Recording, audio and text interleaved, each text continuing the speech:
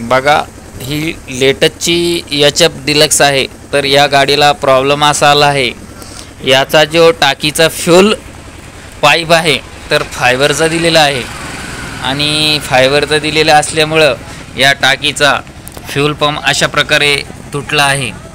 तुटल्यामुळं आपण त्याला जोडून बघितलं होतं एरोलेट आणि फेविकिकने, परंतु फेल झाल्यामुळे हा नवाच टाकावा लागतो आहे. तरी याची रेट कमीत कमी 3000 ते 2500-2600 अशी आहे.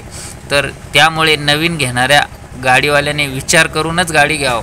ही सेन्सर गाडी आहे, अशा पद्धतीची ही सेन्सर गाडी आहे एच-एफ डिलक्स. तर जोही ग्राहक एच-एफ डिलक्स घेणार त्याने विचारपूर्वकच घ्यायला हवी.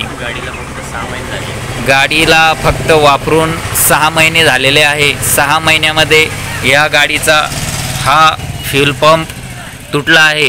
तर कस्टमरला प्रॉब्लेम येत आहे आता, आणि हा मार्केटमध्ये जवळपास अवेलेबल नाही आणि शोरूमशिवाय पर्याय नाही. 2 दिवसापासून गाडी उभी आहे. तर समोरच्या कस्टमरला तकलीफ व्हावी म्हणून एच-एफ डिलक्स कंपनीने याच्यावर दक्षता घेऊन काम करावे.